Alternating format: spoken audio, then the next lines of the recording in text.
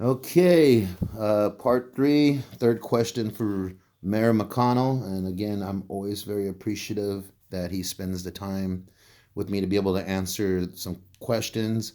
And I hope Vallejo, all of our residents find these interviews beneficial and informative, and they get to see who our mayor is. He's a really good guy. So we'll get down to it. Third question, Mr. McConnell, Mayor McConnell, Vallejo Mayor McConnell. Do you feel Vallejo is being passed up when it comes to resources like a smart train, taxes? I mean, and probably more is the smart train. It feels like they're trying to pass Vallejo up on these things, and it's not just Vallejo; it's Benicia. And so I want to get your thoughts on that. I think it's a very important thing because you were saying that if Vallejo doesn't get this train, we could almost become like a ghost town, and I find that very scary. So, Mr. McConnell, please, your thoughts on this? Well, I do feel that there's a tendency by many in power to overlook or drive by or not even through, but around not just Vallejo, but southern Solano County as a geographic area. There are different reasons for that. Vallejo and Benicia are part of Solano County, which has its county seat in Fairfield. There are five members of the County Board of Supervisors. The majority of them are voted upon and empowered by people who live not in Vallejo or Benicia. And that's just part of the spinoff of the power structure. Another reason is that our mass media market here in Vallejo and Benicia is located to the greater Bay Area, TV stations, radio stations. And yet, when you go over Hunter Hill or 780 to Fairfield and Sassoon, then you get into the Sacramento metropolitan media market. And those people who watch different programs, different news programs, up county, mid county tends to be more conservative than Southern County. Rush Limbaugh got his start in Sacramento Oh, really? through no small mistake. So there's a philosophical gulf there as well. And so when I say we're being skipped over, part of it is also embedded in the history of this area. Vallejo was built around the naval shipyard, and for many years it was really a closed company town. Benicia was built around the Benicia Arsenal. So it was also in many ways a company town. And when those companies went out of business, ceased to be functioning anymore, it has taken a considerable time in which to try to reorient yourself, redirect yourself, create different types of thinking. Benicia probably has been a little bit more successful at it than Vallejo has been, but I think that ultimately we will overcome that, and we are moving in that direction today. So when you're dealing with regional forces, which takes in the smart train, water, everything really, yeah, Vallejo and Benicia need a stronger voice at the table. We probably aren't going to get more people at the table because of the split of the population and the allotment of representative seats. But what that means is we need to really have our act together. And as an example of that, with the smart train, when I was advocating for it at the Solano Transit Authority the other day, and the county supervisor, Mr. Transportation, Supervisor Jim Spearing, looked at me and said, "Well, what's your city ever done? They've never even done a feasibility study." He had me there. He had me on the ropes. He was right. So I have now obtained agreement from our city manager that he thinks is also something we need to do. So Vallejo needs to get its act together. And that's a part of it. But part of it is learning how to swim in this larger pool than we've ever swum in the past. We had a good deal going here in Vallejo years ago, even though I didn't grow up here. If something was needed, they simply went to the representatives of Mare Island, and the representatives of Mare Island, if they liked it because it would help Mare Island, went to Washington, and next budget year they usually had what they wanted. Okay, because Well, the military. that's not working anymore.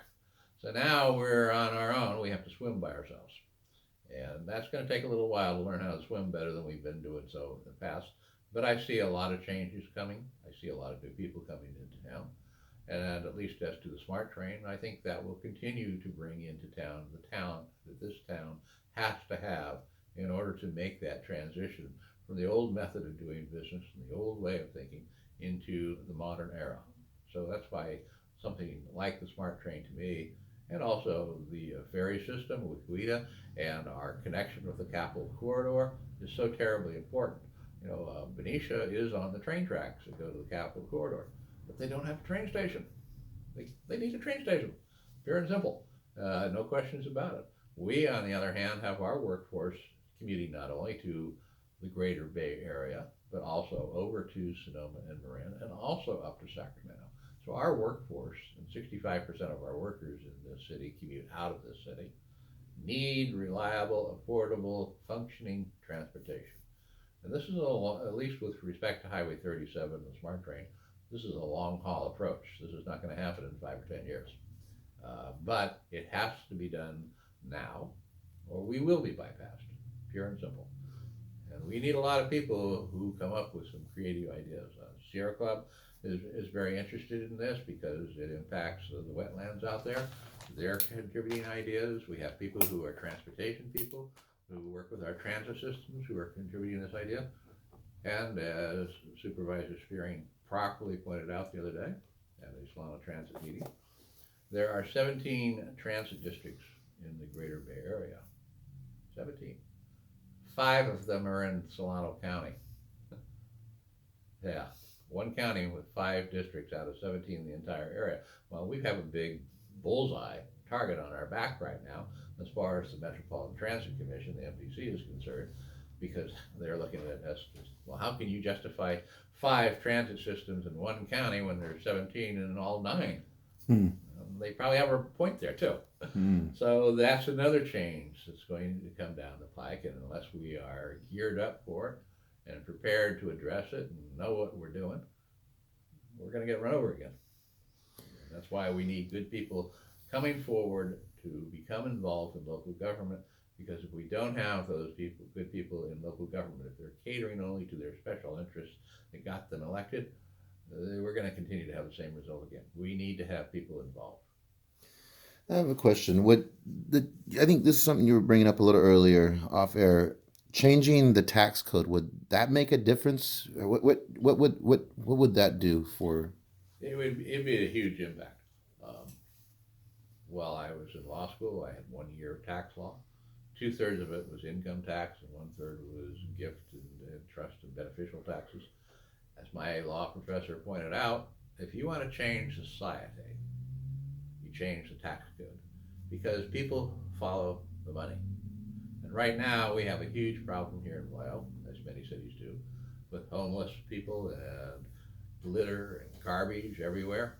We've got fast food items, we've got garbage bags, we've got styrofoam containers, straws, you name it. It's all over the litter side.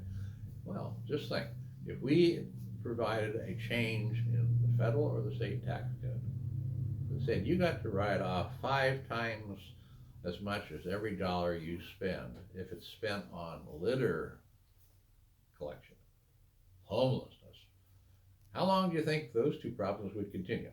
They'd probably be solved within a year. Because money goes where it does the provider of that money the best good. And yeah, you want to change society, change the tax code. Oh, that's interesting. And how could we change the tax code? What does someone need to do? You need to talk with your federal legislators on that, because the Internal Revenue Service is all federal. And with respect to the Franchise Tax Board, the Board of Equalization of the state of California, you need to talk to your local state representatives.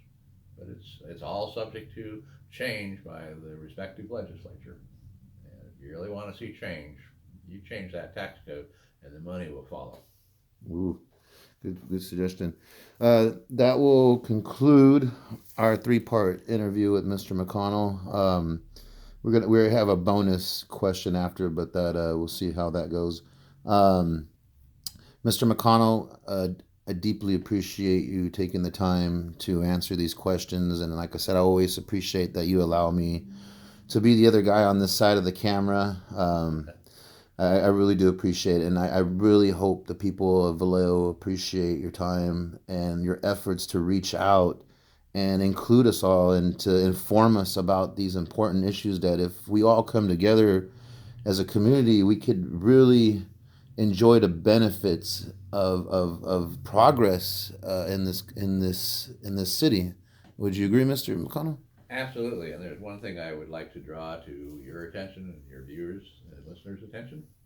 On March 9th, coming right up, there will be an extremely important city council meeting.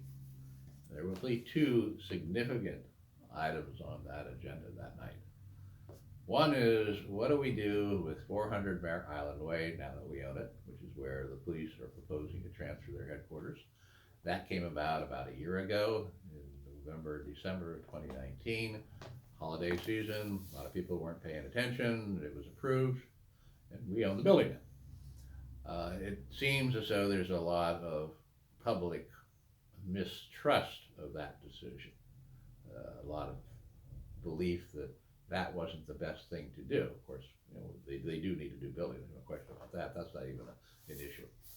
So that issue is going to be re-examined of what do we do with 400 Mare Island on March 9th. The other is litter, garbage, what we've been talking about.